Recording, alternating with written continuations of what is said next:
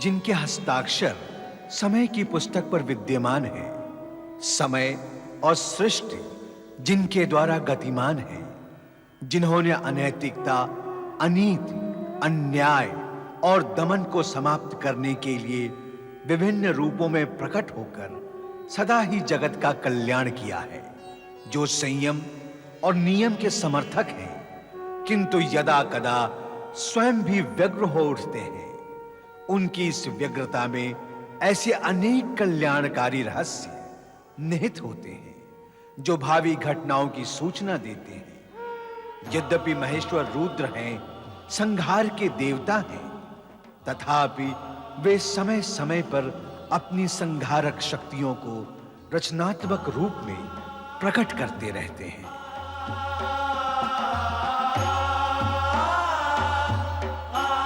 पति परमेश्वराय नमो नमः।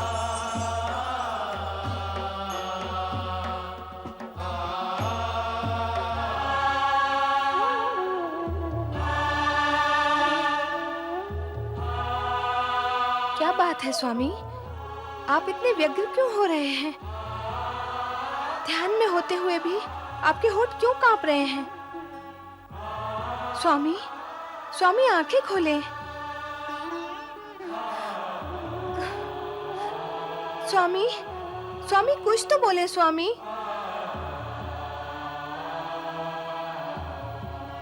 क्या बात है देवी, तुम इतनी व्यग्र क्यों हो रही हो?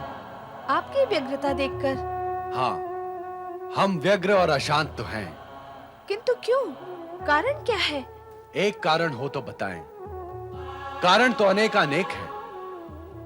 इस जगत में देव, दानव, मानव कोई भी अनाचार अथवा अत्याचार से अछूता नहीं है। ये सभी समय समय पर अवसर पाते ही स्वार्थवश अथवा भोगवश उद्दंड होकर नैतिकता की मर्यादित सीमाओं का उल्लंघन करते हैं।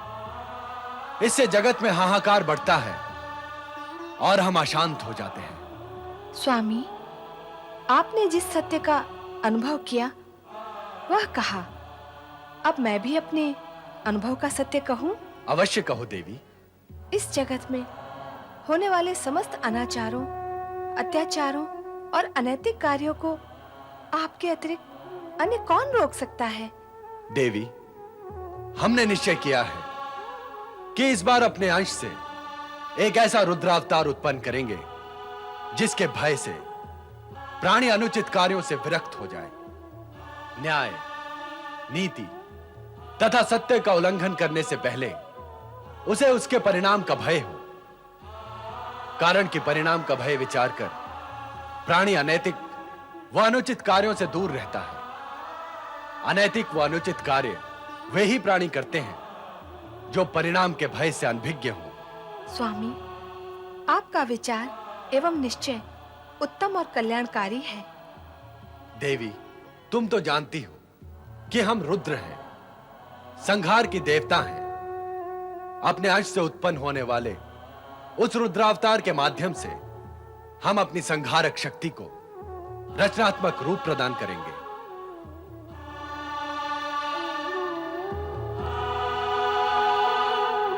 स्वामी का ये संकेत निश्चित ही किसी पुण्य आत्मा से जुड़ा हुआ है। ओम नमः शिवाय, ओम नमः शिवाय, ओम नमः शिवाय, ओम नमः शिवाय, ओम नमः शिवाय, ओम नमः शिवाय, ओम नमः शिवाय, ओम नमः शिवाय। ओम नमः शिवाय, ओम नमः शिवाय, ओम नमः शिवाय, देवी अनुसुईया, नमः शिवाय। तुम पिछले 7 दिनों से निरंतर शिव आराधना कर रही हो। हमारे बार बार समझाने पर भी तुमने पिछले 7 दिनों से अन्न जल ग्रहण नहीं किया। हम ये भी जानते हैं कि तुम्हारी इस हठपूर्ण आराधना का कोई परिणाम नहीं निकलेगा।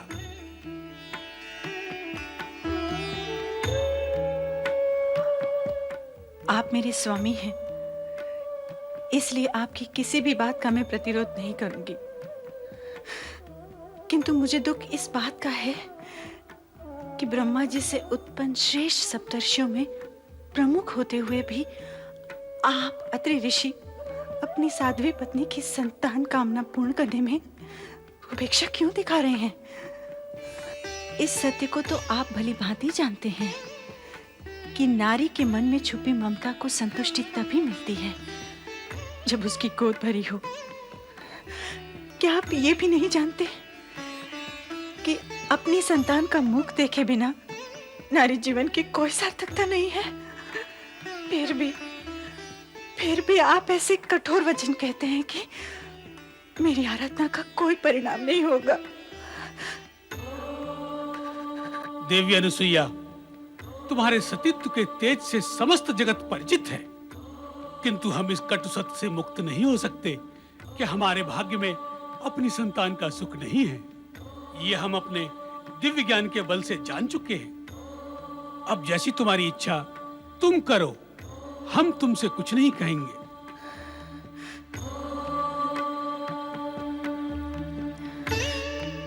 ओम नमः शिवाय। ओम नमः शिवाय।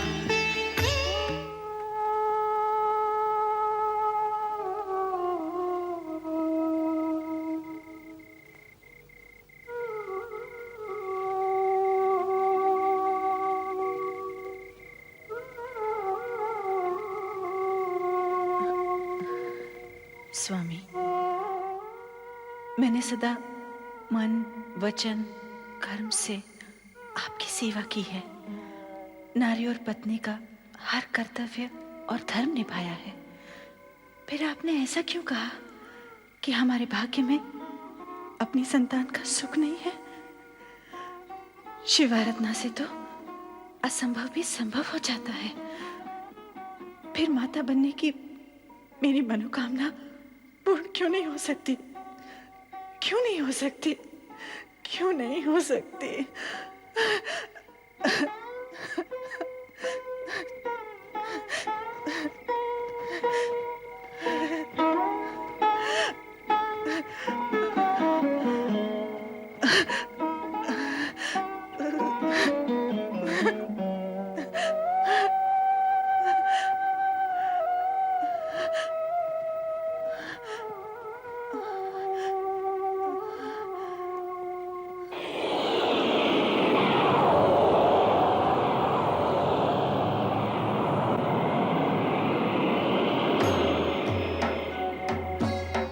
देवी अनसुईया, जागो।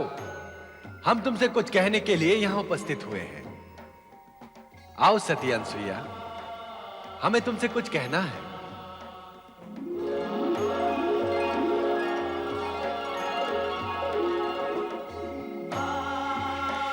शिवशंकर प्रभु, प्रणाम देवाधिदेव, प्रणाम। हे भोलेनाथ, हे शिवशंकर प्रभु, प्रभु क्या मेरी मात्र कामना कभी पूर्ण नहीं होगी? तुम्हारे इसी प्रश्न के समाधान के लिए हम यहां प्रकट हुए हैं। तुम्हारे सतीत्व तेज के प्रभाव से संपूर्ण जगत ही नहीं, अपितु जगत के नियंता त्रिदेव भी प्रभावित है। इसीलिए शीघ्र ही ऐसा अवसर आएगा जब तुम ब्रह्मा, विष्णु, महेश इन तीनों की माता बनोगी।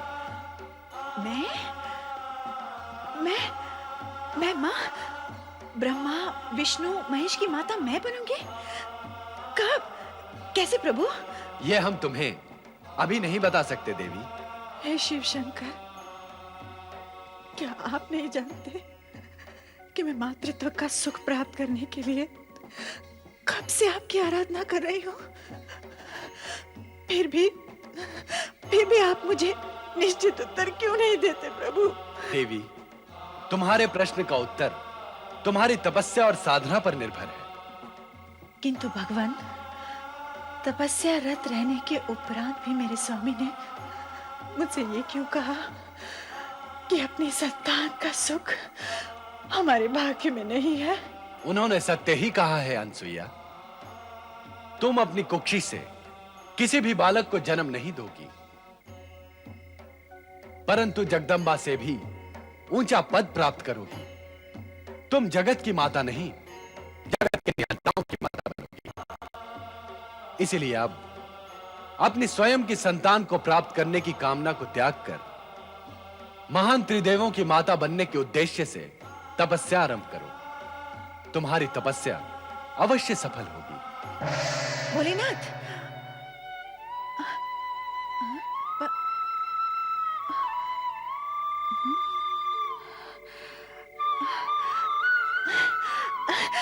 स्वामी, स्वामी उठिए, स्वामी, स्वामी उठिए ना।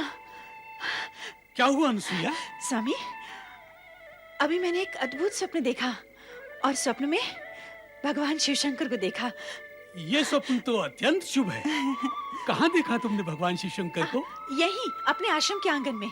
उन्होंने मुझे अपने पास बुलाया और आदेश दिया कि मैं तपस्या करूं। तपस्या? वो तो तुम करती ही हो।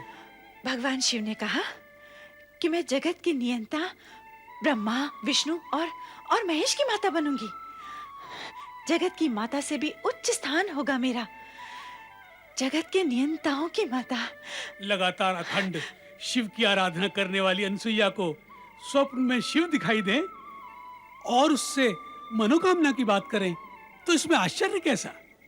हर प्राणी के स्वप्न में उसके अपने विचारों का प्रतिरूप होता है अनसुईया। तो क्या स्वामी, भगवान शिव की भविष्यवाणी सत्य सिद्ध नहीं होगी?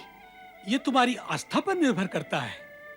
इस विषय में मैं कुछ नहीं कह सकता।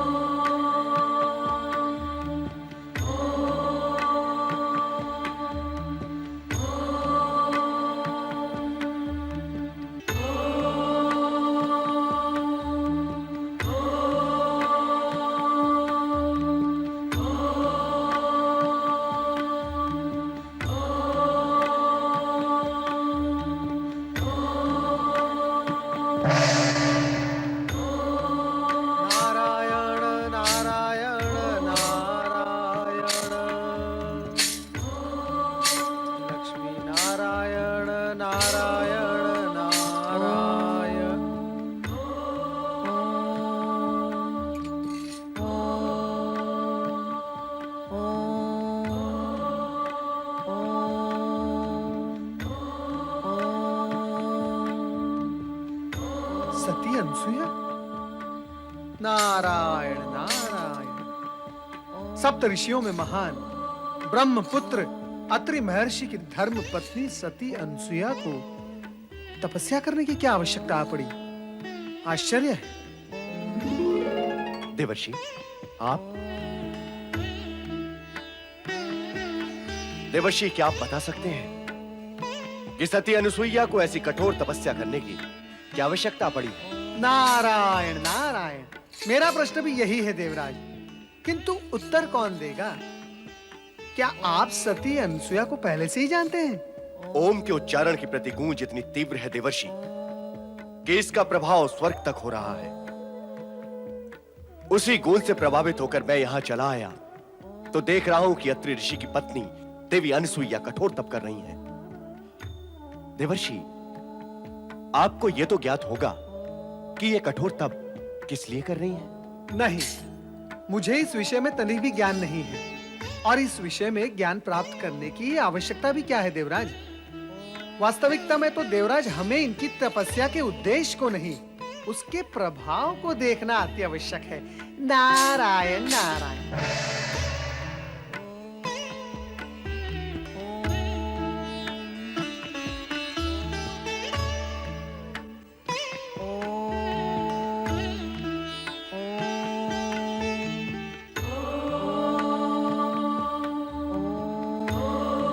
देवी अनसुईया, मेरी बात मानो, ये कठोर तपस्या त्याग दो और मेरे साथ आश्रम लौट चलो।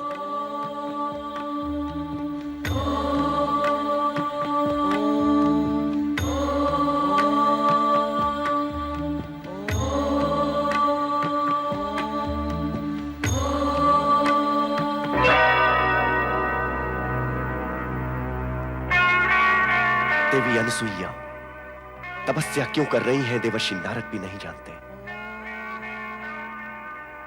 पति अत्रि की बात मानने और सुनने को भी वो तैयार नहीं है, बस कठोर तपस्या ही किए चली जा रही है। इतनी कठोर तपस्या कोई अकारण तो नहीं करता, इसका कुछ ना कुछ उद्देश्य अवश्य होगा। क्या उद्देश्य हो सकता है? कहीं वो स्वर्ग की प्राप्ति करना तो नहीं चाहती?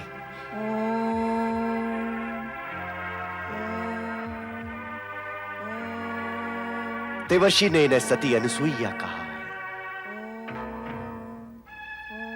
तो क्यों ना इनके सतीत्व की परीक्षा ली जाए।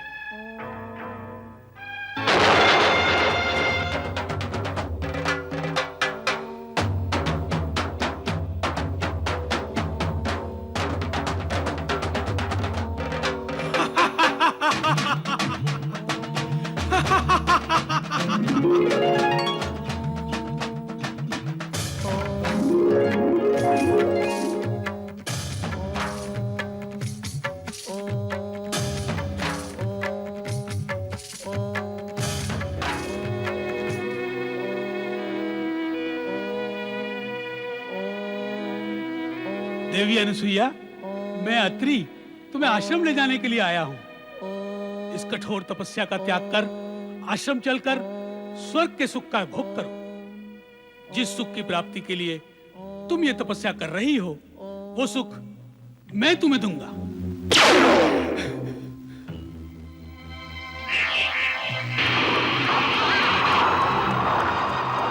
दुष्टेंद्र, चली कपटी पापी, स्वर्ग सत्ता के गर्भ में चूर और अंधे होकर पर स्त्री पे कुदृष्टि डालना तेरा स्वभाव बन गया है। किंतु हर स्त्री वो नहीं होती जो तू समझता है। हर स्त्री ऐसी गिरी हुई नहीं होती जिसे नीचे झुककर तू सरलता से उठा सके।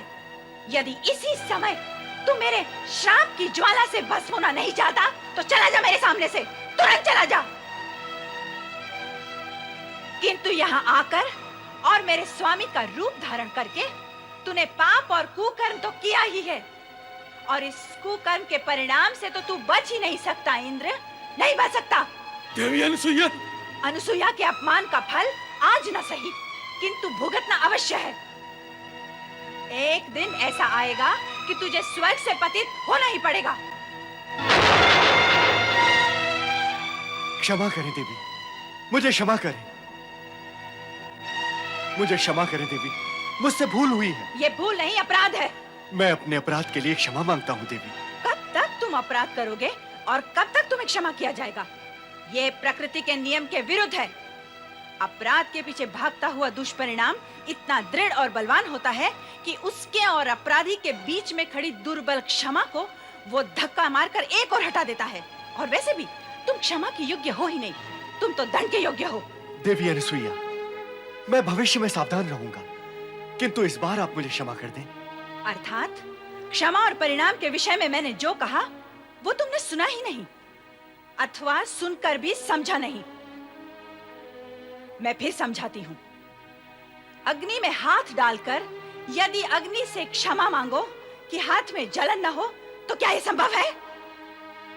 अपराध और कुकर्म का बीज फले फूले बिना रहता नहीं है इंद्र। अन्य कोई उपाय बताएं देवी। तूने मेरी तपस्या खंडित की है और मैं ही तुझे उपाय बताऊं? तेरा तो कोई उपाय है ही नहीं, किंतु मैं तपस्या द्वारा अपना मनवांछित फल पाकर ही रहूंगी।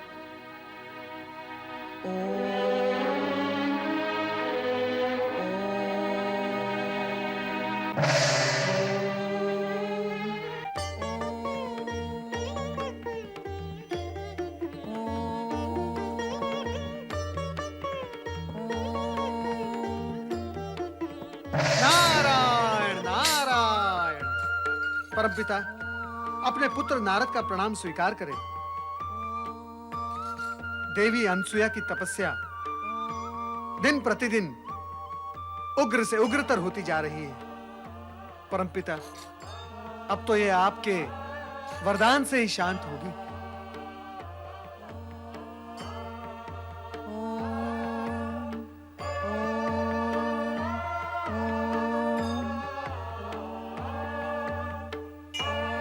अनसुया के समान महान सती इस जगत में अन्य कोई भी नहीं है नारद।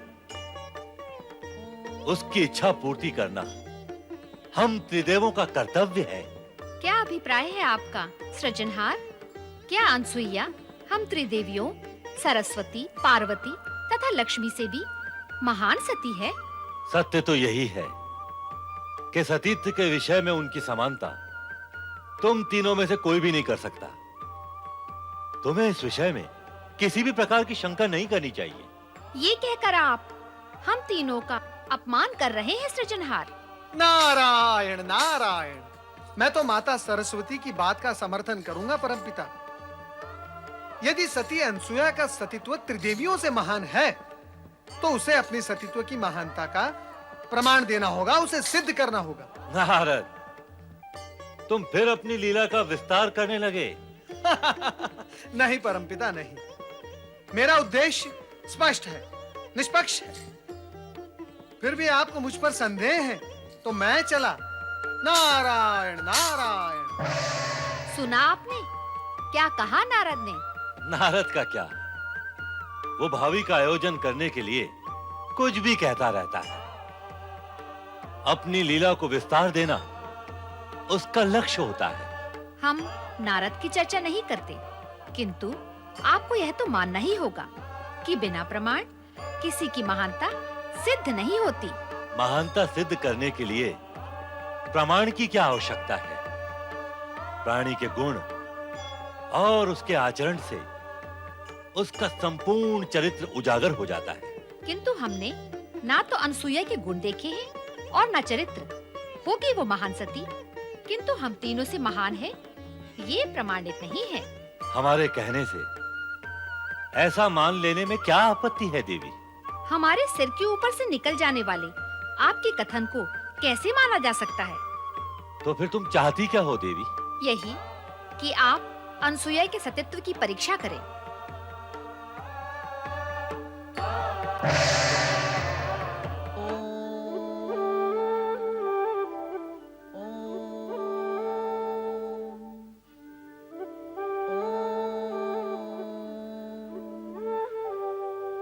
स्वामी, ये ओम का निनाद कैसा हो रहा है? सतियों में सर्वश्रेष्ठ सती अनुसुईया का वो तपस्या करके अपने सतीत्व का प्रकाश तीनों लोक में प्रसारित कर रही हैं। नारायण नारायण। प्रभु, आपने जो कहा मैं भी उसी का अनुभव कर रहा हूँ। हाँ नारद, तुम क्या अनुभव कर रहे हो? नारायण नारायण। यही माता कि सतियों में सर्वश्रेष्ठ सती अनसुया अपनी तपस्या द्वारा सतीत्व का प्रकाश तीनों लोक में प्रसारित कर रही हैं। कैसे कर लिया तुमने ये अनुभव? हमने तो अब तक कुछ भी अनुभव नहीं किया। माता, इसकी चर्चा तो सर्वत्र है।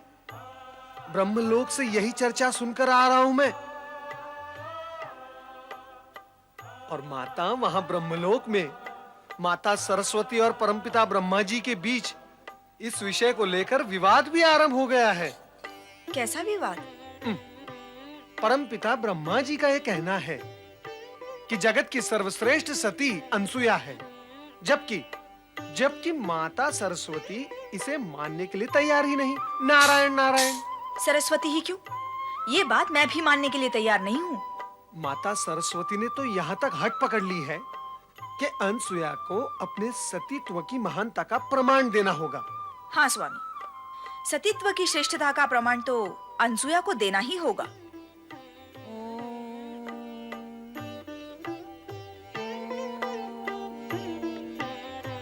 नारद,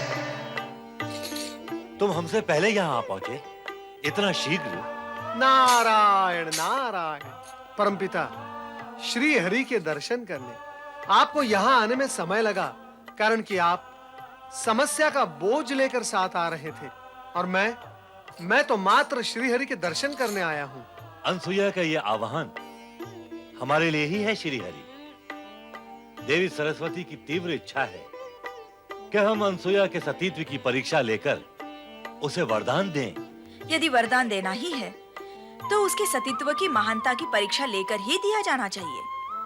मैं भी श्री हरि से यही अनुरोध करूंगी। नारायण नारायण। श्री हरि, देवी सरस्वती के पश्चात देवी लक्ष्मी का आग्रह भी यही है कि हमें अनसुया के सतीत्व की परीक्षा लेनी चाहिए। लगता है यह कार्य करना ही होगा, किंतु ऐसा करने से पूर्व हमें भगवान शिव के पास जाना होगा। ये तपस्या हम त्रिदेवों को प्रसन्न करने के लिए ही हो रही है। हर हर महादेव।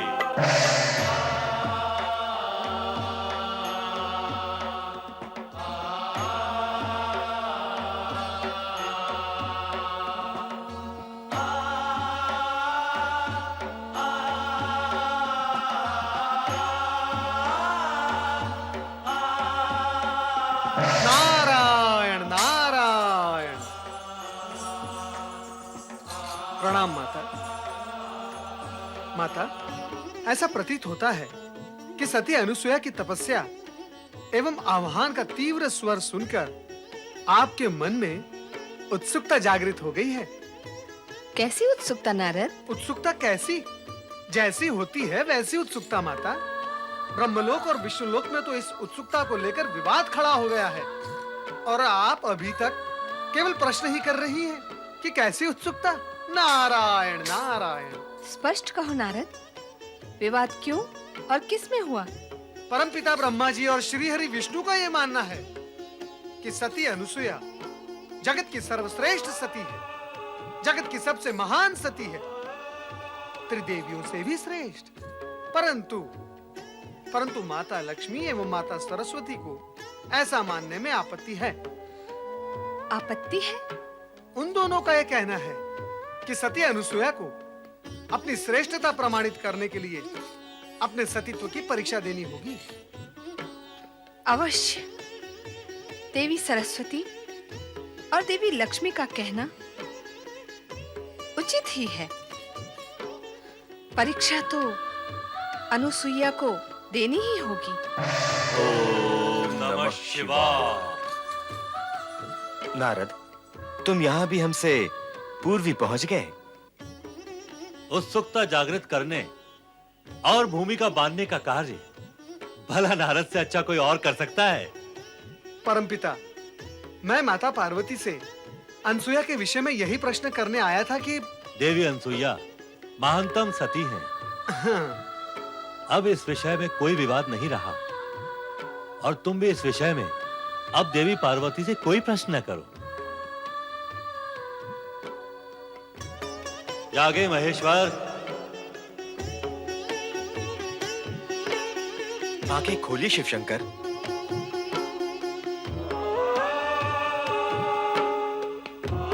हम दोनों आपकी सेवा में एक विशेष उद्देश्य से यहाँ उपस्थित हुए हैं।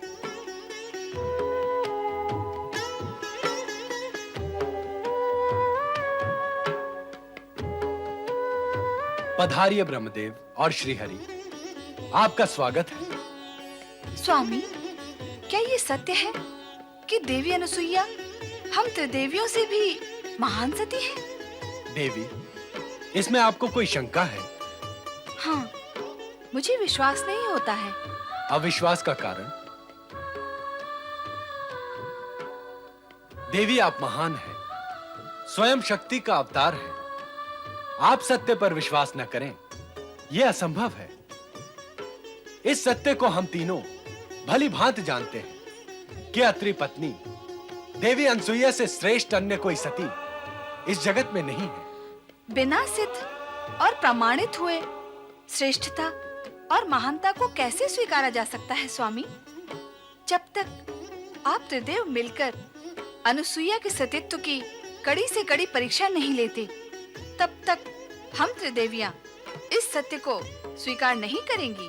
यदि आप तीनों की यही इच्छा है, तो हम अनसुईया की परीक्षा अवश्य लेंगे। उसकी तपस्या का उत्तर देने तो हमें अवश्य जाना ही है। जाकर परीक्षा भी ले लेंगे। देवी सरस्वती भी यही चाहती हैं। और देवी लक्ष्मी का भी यही अनुरोध है। हम तीनों त्रिदेवियों की इच्छा का पालन करने के लिए प्रतिबद्ध हैं।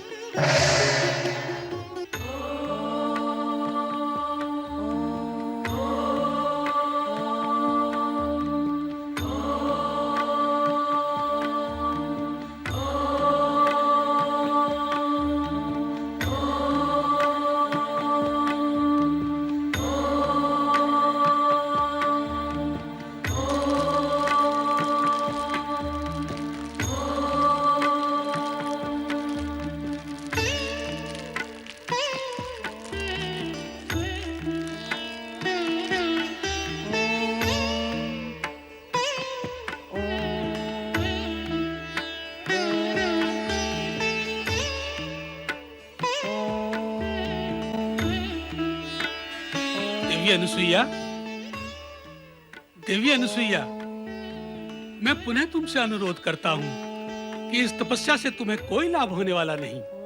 ब्रह्मा, विष्णु, महेश अजन्मा है। वो किसी माता के गर्भ से जन्म नहीं लेते। तुम्हारा प्रयास व्यर्थ है।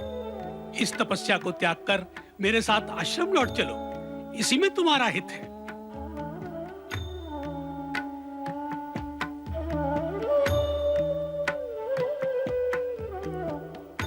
इस प्रकार वेधक दृष्टि से मेरी ओर क्यों देख रही हो अनुसुईया? क्या भी मेरी बात तुम्हें अनुचित लगी? दुष्ट इंद्र ने भी कुछ समय पूर्व आपका रूप धारण करके ऐसा ही प्रयास किया था, किंतु मेरे अंतर में जागृत सतीत्व ने उसकी कपटी माया को आवरण कर दिया और मैंने उसे प्रताड़ित करके भगा दिया था।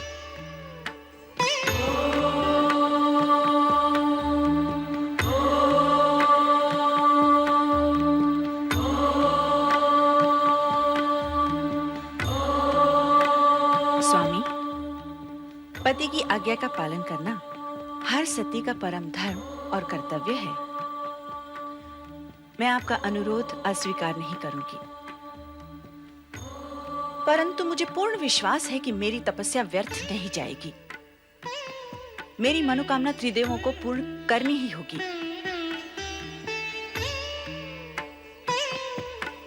चलिए स्वामी।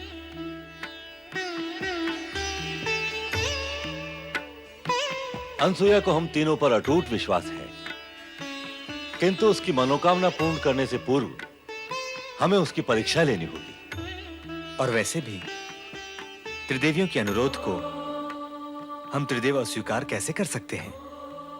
अनसुईया की परीक्षा लेने से पूर्व हमें अपना वेश बदलना होगा। हम उसकी परीक्षाओं की व्यग्रता देखकर पार्वती भी व्यग्र हो उठती हैं और व्यग्रता का कारण पूछती हैं। तो भगवान शिव जगत में होने वाली विषम गतिविधियों को अपनी व्यग्रता का कारण बताते हैं।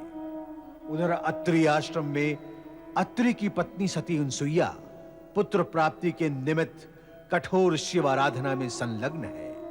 रात्रि को स्वप्न में शिव अनसुईया को दर्शन देकर बताते हैं कि वो त्रिदेव की माता बनेगी। शिव के आश्वासन से प्रेरित होकर अनसुईया कठोर तप करती है। त्रिदेव विचलित होते हैं। सबसे अधिक भयभीत और विचलित इंद्र होता है। वह अत्रि के रूप में अनसुईया की तपस्या भंग करने आता है, किंतु पहचान लिए जाने पर अनसुईया द्वारा प्रताड़ित होता है। अब तक नारद तीनों लोकों में जाकर तीनों देवियों के समक्ष सती अनसुईया के श्रेष्ठ चरित्र का वर्णन करके उन्हें उत्तेजित कर देते हैं। तीनों देवियों के अनुरोध पर तीनों देव सती अनसुईया के अस्तित्व की परीक्षा लेने चल पड़ते हैं। दूसरी ओर ऋषि अत्रि और अनसुईया जैसे ही अपने आश्रम में प्रवेश करते हैं, उनकी भेंट एक युवा ऋषि से होती है जो उन्हीं की प्रतीक्षा कर रहा था। प्रणाम ऋषिवर। कल्याण भव। तुम कौन हो वत्स? मैं प्रथम बार तुम्हें यहाँ देख रहा हूँ। मैं प्रथम बार ही यहाँ आया हूँ पूज्यवर। यहाँ से कुछ ही दूरी पर अंगिरा ऋषि शिवशिष्ट यज्ञ का आयोजन कर रहे हैं। उस यज्ञ का संचालन करने हेतु आपको आमंत्रित किया है। कृपया मेरे साथ पधारने का कष्ट करें। स्वामी, मेरी तपस्या के कारण विगत कई दिनों से आपने भोजन नहीं किया होगा। मैं तुरंत आपके भोजन का प्रबंध करती हूँ। आप भोजन करके ही पधारें। किंतु ऋषिवर, वे सब वहाँ आपकी प्रतीक्षा कर रहे हैं। माता, आप निश्चिंत रहिए। ऋषिवर के आहार की व्यवस्था वहीं हो जाएगी।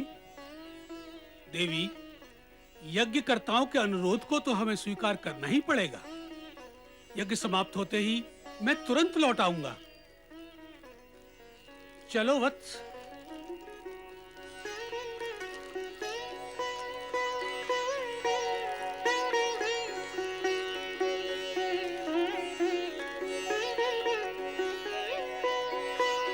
भिक्षाम देहि, भिक्षाम देहि, भिक्षाम देहि, भिक्षाम देहि, भिक्षाम देहि।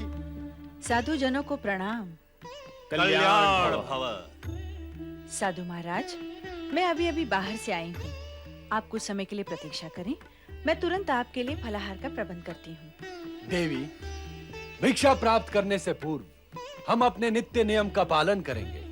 अपने नियमों के अनुसार हम उसी गृहिणी से भिक्षा ग्रहण करते हैं जो निसंकोच होकर हमें भिक्षा दे। अर्थात यही कि पर पुरुष जैसा व्यवहार न करके लाज, मर्यादा और संकोच को त्याग कर हमें भिक्षा दे। ये कैसे संभव है?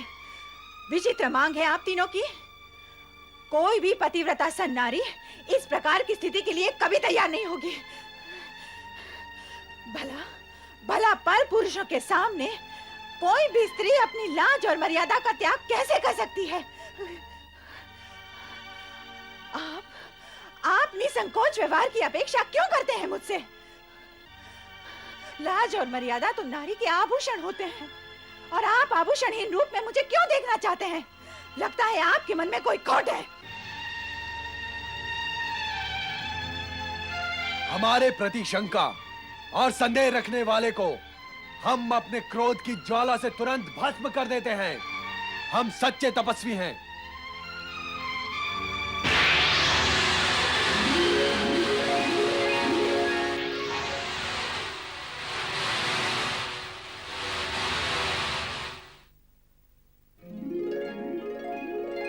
यदि तू स्वयं को इतनी महान सती समझती है तो तेरे मन में विकार ने क्यों प्रवेश किया? और यदि तेरे मन में विकार नहीं है तो तुझे तुरंत हमारी मांग स्वीकार कर लेनी चाहिए। बुद्धि भ्रमित नारी, ये मत भूल, यदि तूने हम तीनों महात्माओं को बिना भिक्षा दिए लौटा दिया तो इसका परिणाम, विनाशकारी परिणाम तुझे जीवन भर भुगतना होगा। नहीं साधुजन, नहीं। आप रुकें। क्यों रुके? क्या अपना अपमान करवाने के लिए रुके? जब हमारी मांग पूरी नहीं हो सकती तो हम क्यों रुके? किंतु साधु द्वार पर आकर लौट जाएं, ये तो उचित नहीं है। उचित अनुचित का विचार करने वाले हट नहीं क्या करते अनसुईया? और हट करने वाले गृहस्थों के यहाँ हम साधु अन्न जल ग्रहण नहीं करते। इसलिए हमारा लौट जाना ही उचित होगा। ऐसा अनर्थ ना करे साधुजन। अनर्थ से बचना चाहती हो तो हमारे शब्दों का अर्थ समझो। अर्थ समझ लेने के पश्चात उन शब्दों पर आचरण भी करो। इसी में तुम्हारा कल्याण है अनसुईया। हमारी मांग स्वीकार कर लो। शीघ्र ही ऐसा अवसर आएगा जब तुम ब्रह्मा, विष्णु, महेश इन तीनों की माता बनोगी। मैं माता बनूंगी?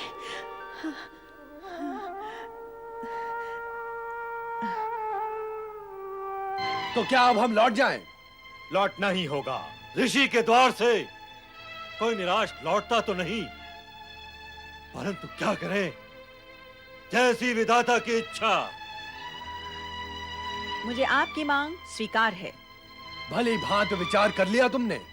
नारी सुलभ मर्यादा और लाज का प्रश्न मत उठा देना। अनसुईया, निसंकोच होकर व्यवहार करना।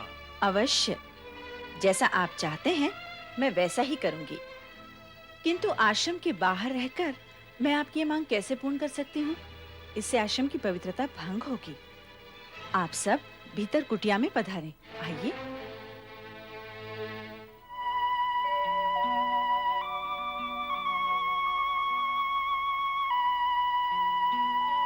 स्वामी, ये त्रिदेव मेरी परीक्षा लेकर मेरी मनोकामना पूर्ण करने आए हैं।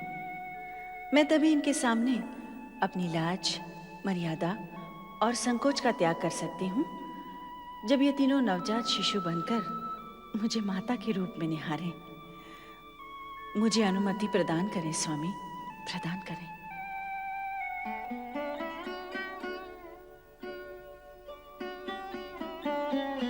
पधारें महात्मागण, अपना आसन ग्रहण करें।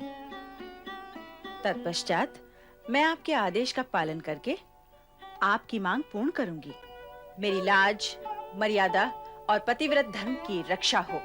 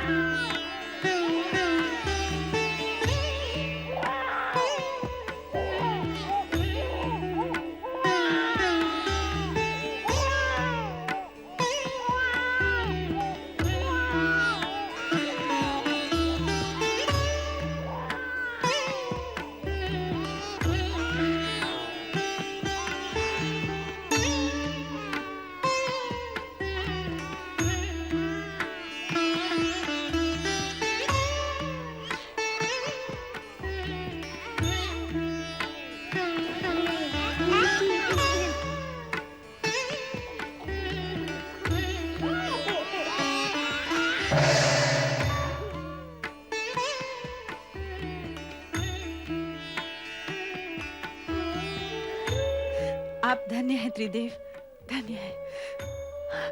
आपने बालक बनके मेरी माता बनने की इच्छा पूर्ण कर दी।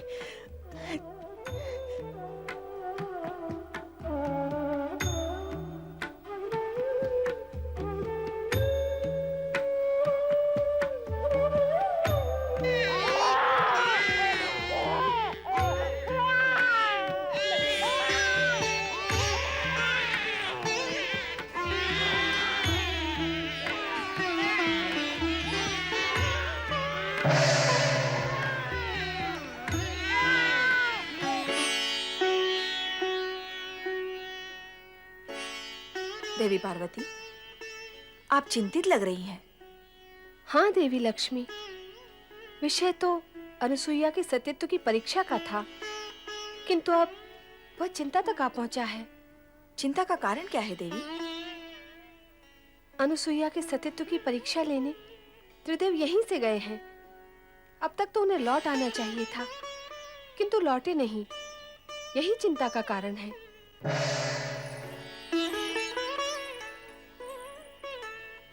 आओ देवी सरस्वती, आपका स्वागत है। स्वागत कर रही हो, किंतु उदास हो। लगता है विषय वही अनसुईया के महान सती होने का है। ऐसा ही कुछ है। त्रिदेव भी यही मानते हैं कि वो जगत की सर्वश्रेष्ठ सती है। नहीं, सर्वश्रेष्ठ नहीं। नहीं, हाँ, वो चाहे जितनी बड़ी सती हो, हमसे बड़ी सती नहीं हो सकती। हम भी यही कहती हैं। हाँ, हमारा भी यही मानना है कि वो हमसे बड़ी सती नहीं हो सकती है। नारायण नारायण। त्रिदेवियों को नारद का प्रणाम। त्रिदेवों को एक साथ प्रणाम करने का अवसर प्राय प्राप्त होता रहता है, किंतु त्रिदेवियों को एक साथ प्रणाम करने का अवसर और सौभाग्य कभी-कभी प्राप्त होता है। आहाहाहा। आज कैलाश पर त्रिदेवी सम्मेलन है। अवश्य ही कुछ विशेष प्रसंग होगा, किंतु त्रिदेवियों की शोभा तो त्रिदेव से है। कहाँ है त्रिदेव? नारायण नारायण। मैं तो विष्णु लोक, ब्रह्मलोक दोनों में भ्रमण करके आ रहा हूँ। दोनों लोग सूने पड़े हैं और यहाँ पर भगवान भोलेनाथ भी नहीं है। आप तीनों को तो अवश्य ज्ञात होगा ही कि त्रिदेव कहाँ है। नारद, तुम वाक्पटु तो हो ही, अभिनय पटु भी हो। तुम तो ऐसे अज्ञानी बन रहे हो जैसे तुम्हें कुछ ज्ञान ही न हो। कैसा ज्ञान माता? क्या तुम नहीं जानते कि त्रिदेव अनुसुईया के सतीत्व का अभिमान चूर चूर करने गए हैं? कैसे जानूंगा? कैसे माता? जबकि मैं ये जानता हूँ कि सती अनसुया को अभिमान छू भी नहीं सकता, तो फिर उसके चूर चूर होने का प्रश्न भी नहीं उठता। किंतु नारद, तुम ये तो जानते हो कि त्रिदेव अनसुया को महान सती मानते हैं। हाँ, सो तो जानता भी हूँ और मानता भी हूँ माता। क्या तुम भी यही मानते हो? विवशता है माता, विवशता। त्रिदेव जिसे मानते हैं उसे यदि मैं अमान्य कर दूं तो स्वयं मैं अमान्य हो जाऊंगा। तो सत्य यह है कि त्रिदेव की मानता के कारण ही तुम भी यही मानते हो कि अनसुया जगत की महान सती है। हाँ माता। किंतु इसका प्रमाण क्या है? प्रमाण असत्य से उत्पन्न शंका का होता है माता। जो प्रत्यक्ष है उसका क्या प्रमाण? सत्य असत्य का ज्ञान बिना परीक्षा लिए कैसे होगा नारद? माता, यही जानने तो मैं अत्रि आश्रम गया था। क्या नारद, तुम अत्रि आश्रम गए थे? हाँ माता, मैं वहीं से आ रहा हूँ। तो क्या वहाँ त्रिदेव नहीं थे? अब क्या बताऊं मैं माता? जो सत्य है वही कहो नारद। बताओ नारद, त्रिदेव वहाँ थे अथवा नहीं? थे भी और नहीं भी। नारद, अपनी लीला का प्रदर्शन दानवों अथवा मानवों पर किया करो। स्पष्ट कहो, त्रिदेव वहाँ थे या नहीं? कहो नारद, अनुसुईया के आश्रम में तुम्हें त्रिदेव के दर्शन हुए अथवा नहीं? माता, मैंने वहां अनसुया के 3 छोटे-छोटे शिशुओं के दर्शन किए, किंतु त्रिदेव के तो तीनों लोक में कहीं दर्शन नहीं हुए। ये क्या? कहाँ गए वे तीनों? नारद, तुमने ये क्यों कहा कि त्रिदेव वहाँ थे भी और नहीं भी? नारायण नारायण। माता, मैं तो कण-कण में प्रभु के दर्शन करता हूँ। सती अनसुया के उन तीनों शिशुओं में भी मैंने त्रिदेव के दर्शन किए। बस इसीलिए कह दिया कि वे वहां थे। नारद, अपने से बड़ों के साथ ऐसा निर्मल विरोध करते हुए तुम्हें तनिक भी संकोच नहीं होता? मैंने कोई विनोद नहीं किया माता। रही बात संकोच की, सो तो भक्तों को संकोचहीन करने में त्रिदेव भी कब संकोच करते हैं। अभिप्राय क्या है तुम्हारा? कोई अनर्थकारी अभिप्राय नहीं है माता। सरल और स्पष्ट अभिप्राय है कि जब तक भक्त निसंकोच होकर त्रिदेव से वरदान नहीं मांगते, तब तक त्रिदेव भी निसंकोच होकर भक्तों को वरदान नहीं देते। तो तुम्हारा अभिप्राय है कि त्रिदेव अनुसुईया को निसंकोच होकर वरदान देने गए हैं? माता, कहा न मैंने कि मैंने त्रिदेव को तीनों लोक में कहीं नहीं देखा। तो फिर गए कहाँ? माता, आप तीनों मुझसे और मैं आप तीनों से यही प्रश्न पूछ रहा हूँ कि वे गए कहाँ? नारद, तुम जब अत्रि आश्रम गए थे तो तुमने अनुसुईया से उनके विषय में नहीं पूछा? तो क्या अनसुईया ने 3 शिशुओं को एक साथ जन्म दिया है? हमें तो इस विषय में भी कुछ ज्ञान नहीं था कि अनसुईया माँ बनने वाली है। पर माँ बनने वाली इतनी कठोर तपस्या कैसे कर सकती है? नारायण नारायण, कहीं ऐसा तो नहीं हुआ कि सती अनसुईया की परीक्षा लेने गए त्रिदेव को स्वयं परीक्षा देनी पड़ गई हो? नारायण नारायण, अर्थात पृथ्वीलोक की भाषा में उन्हें कहीं लेने के देने पड़ गए हो। और फिर ये आवश्यक भी तो नहीं कि सदा त्रिदेव परीक्षा देने पर उत्तीर्ण ही हो जाए। नारद, तुम हमारी चिंता कम करने की अपेक्षा उसे बढ़ा ही रहे हो। माता, यदि मेरे वश में होता तो मैं आप तीनों की चिंता कम क्यों करता? नारायण नारायण, अर्थात जड़ मूल से मिटा ही न देता। पर क्या करूं माता, विवश हूं। नारद, ऐसा लगता है कि तुम हमसे कुछ छिपा रहे हो। छिपने वाले तो छिप ही गए माता, अब मैं क्या छिपाऊंगा? नारद, तुम तो त्रिकालदर्शी हो। दिव्य दृष्टि से देखकर बताओ कि इस समय त्रिदेव कहाँ हैं? दिव्य दृष्टि और दिव्य शक्ति से तो आप तीनों भी संपन्न हैं माता। फिर आप ही स्वयं अपनी दिव्य दृष्टि का उपयोग करके देख लें कि आपके पति कहाँ हैं, कैसी स्थिति में हैं और क्या कर रहे हैं। अब तो हमें यही करना होगा। हम व्यर्थ ही उद्विग्न हो रही हैं। चलो देखते हैं।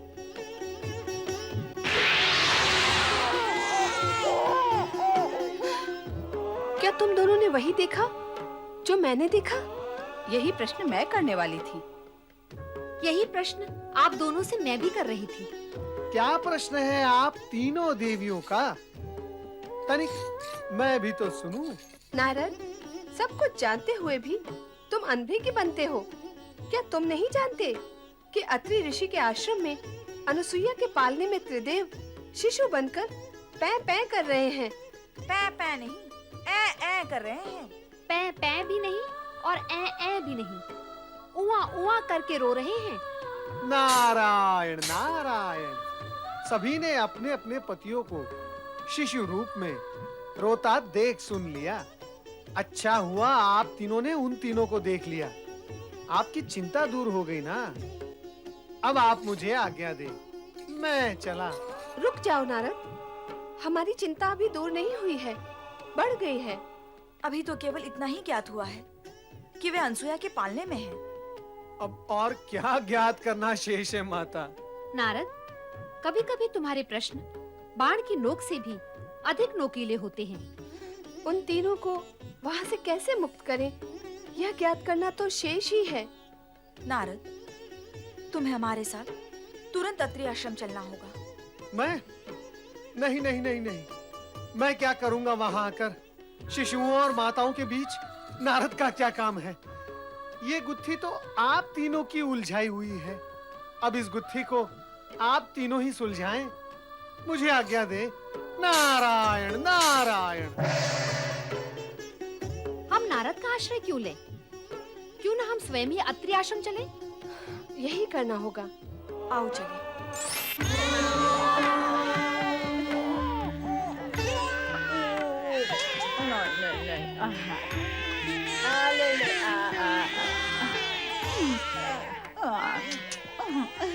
देवी अनुसुईया, ये शिशु किसके हैं? कहाँ से आए? यहाँ कैसे आए? मेरी तपस्या फलित हो गई स्वामी। ये तीनों हमारे पुत्र हैं।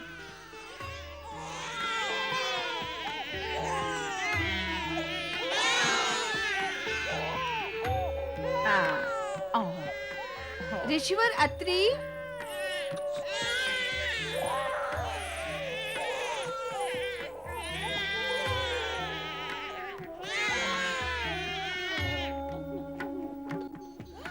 स्वामी, आप इस दशा में? ये क्या हो गया प्रभु? संपूर्ण जगत को पालने वाला स्वयं पालने में?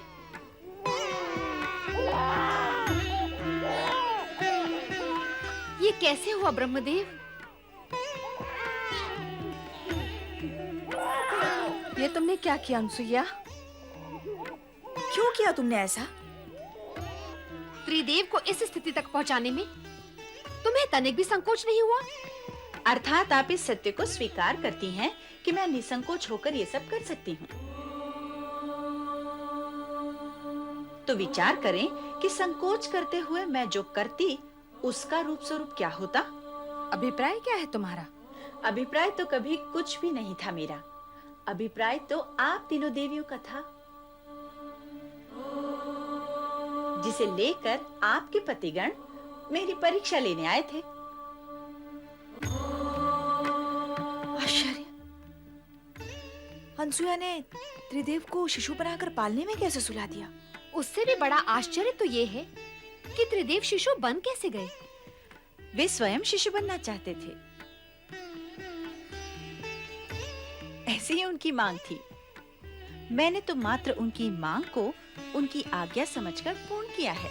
अनुसुईया, जगत में आज तक कभी ऐसा हुआ नहीं और ना ही भविष्य में ऐसा होना संभव होगा कि त्रिदेव को कोई नारी अपने सतीत्व के बल पर शिशु बनाकर पालने में सुला दे। हाँ अनसुया, हम तुम्हारी पतिभक्ति और सतीत्व की श्रेष्ठता को स्वीकार करती हैं। अब प्रत्यक्ष को प्रमाण की आवश्यकता भी क्या है? हम तुम्हारे सतीत्व की श्रेष्ठता को और महानता को प्रणाम करती हैं। अब हमें हमारे पति लौटा दो। आज हमसे अधिक सौभाग्यशाली इस जगत में कौन होगा स्वामी, जिनकी कुटिया में 3 महादेवियां एक साथ पधारी हैं। केवल 3 महादेवियां? इस पालने में सोए हुए त्रिदेव को क्यों भूल गई देवी अनुसुईया?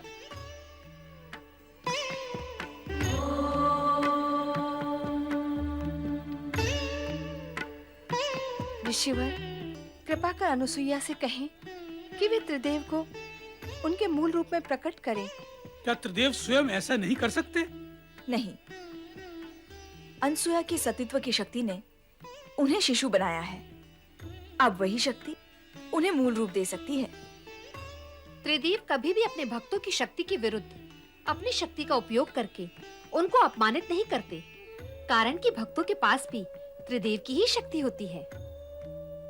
यदि त्रिदेव को अपनी शक्ति का प्रयोग करना ही होता तो वे शिशु बनते ही क्यों? अनुसुईया के सतीत्व की श्रेष्ठता का सम्मान का ध्यान रखकर अब वे अपने मूल रूप में स्वयं नहीं आएंगे। जब उन्होंने अनुसुईया के सतीत्व की श्रेष्ठता को स्वीकार किया है तो उनकी इच्छा का अवश्य सम्मान करेंगे। अतः ऋषिवर, आप ही अनसुया से कहें कि वे त्रिदेव को अपने मूल रूप में प्रकट करें। ब्रह्मा, विष्णु, महेश ने तुम्हारी मनोकामना पूर्ण की देवी। यदि तुम इन्हें शिशु बनाकर रखोगी तो संपूर्ण जगत की व्यवस्था और स्थिति अस्त व्यस्त हो जाएगी। त्रिदेव को उनका मूल रूप प्रदान करो देवी अनुसुईया।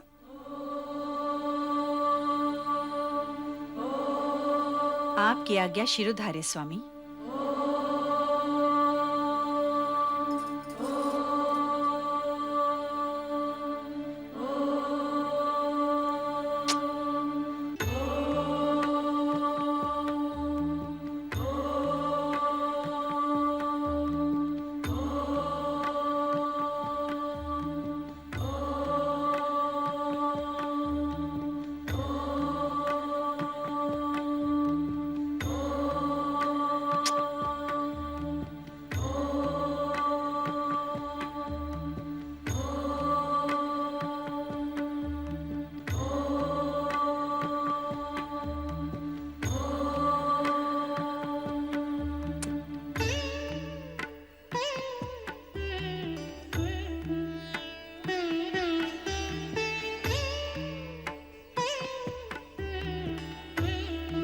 पतिव्रत धर्म की सदा जय हो।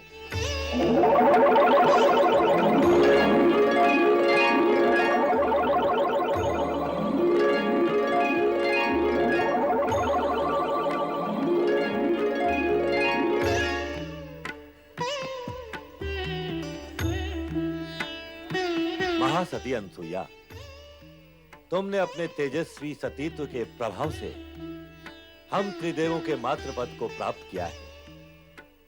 हम तुम्हें माता के रूप में प्रणाम करते हैं। मेरा और आप तीनों का माता और पुत्र का संबंध बन ही गया है, तो मेरी हार्दिक इच्छा है कि आप त्रिदेव एक ही रूप में अत्रि पुत्र के रूप में स्थापित हों। माता, आपकी हार्दिक इच्छा अवश्य पूर्ण होगी। हम त्रिदेव एक रूप लेकर दत्तात्रेय का अवतार धारण करेंगे, जो अत्रिपुत्र कहलाएगा। और यह अत्रिपुत्र दत्तात्रेय पालनकर्ता श्री हरि विष्णु के अवतार स्वरूप सारे जगत में प्रसिद्ध होगा।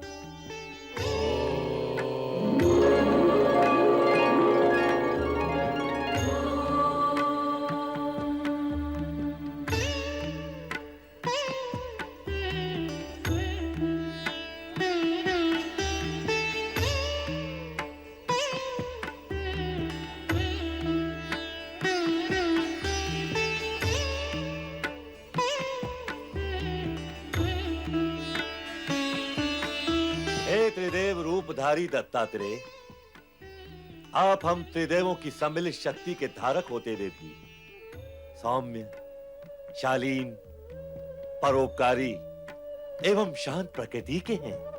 और भगवान दत्तात्रेय एवं विष्णु अवतार के रूप में आपकी कीर्ति दिग दिगंत तक व्याप्त रहेगी। हे अत्रि अनुसुईया पुत्र, आप संसार में भक्ति, ज्ञान, वैराग्य और सद्भावना का प्रकाश प्रकाशित करेंगे।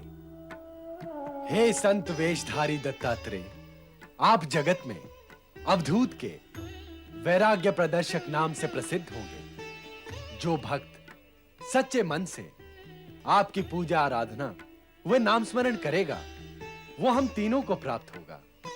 साथ ही वो त्रिदेवों की कृपा का अधिकारी होगा। हे श्री हरि विष्णु अवतार दत्तात्रेय, जो भी भक्त आपका नाम स्मरण करेगा, वो सदा धन, वैभव और संपन्नता से पूर्ण रहेगा। इतना ही नहीं, आपकी भक्ति करने वाले भक्त का ज्ञान चमत्कार पूर्ण होगा। ज्ञान व विद्या में वो सदा अग्रणीय रहेगा। जगत में भक्ति और वैराग्य की धारा आपके नाम से ही प्रवाहित होने लगेगी। त्रिदेव और त्रिदेवियों ने अपनी कृपा का जो प्रसाद दत्तात्रेय को प्रदान किया है, वो अभूतपूर्व है। जगत में ऐसी उपलब्धियां सरलता से प्राप्त नहीं होती।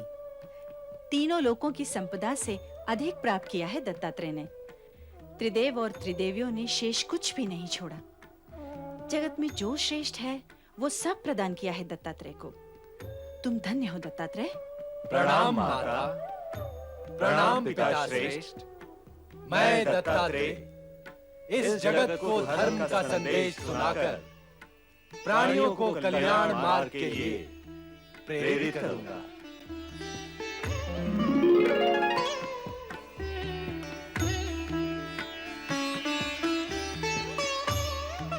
माता, आप उदास न हो। हमने ही स्वप्न में आकर आपको पुत्र प्राप्ति के लिए तपस्या का उपाय सुझाया था। इसलिए हम अपने अंश से आपको ऐसा रुद्र अवतारी पुत्र प्रदान करेंगे जो सदा आपकी सेवा में रहेगा। रुद्र अवतारी शिवांशी प्रकट हो।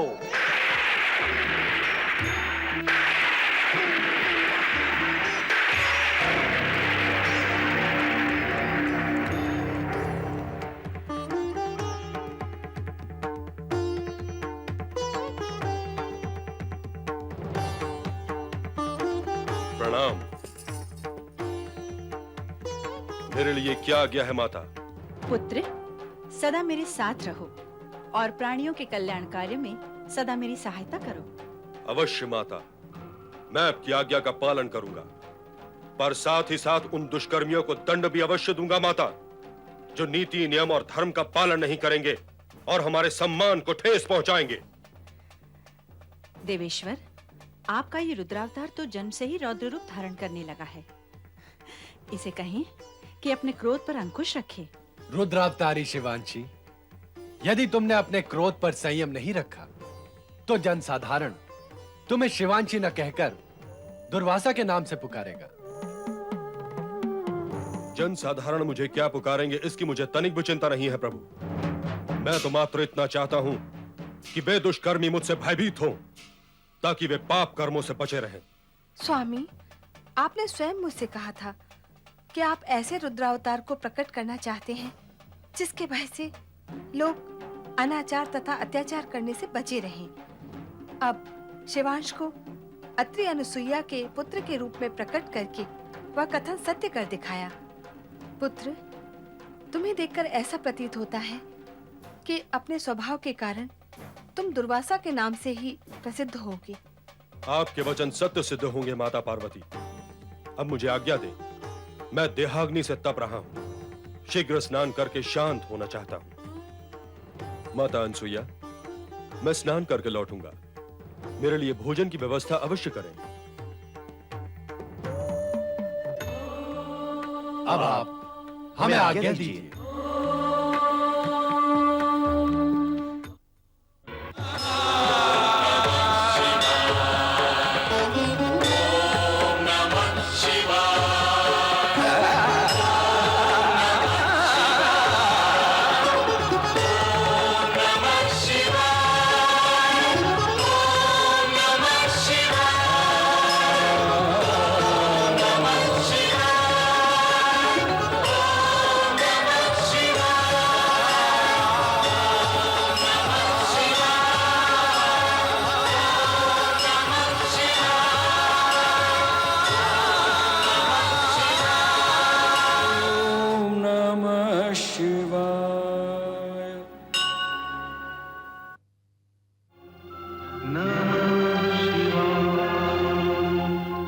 नमः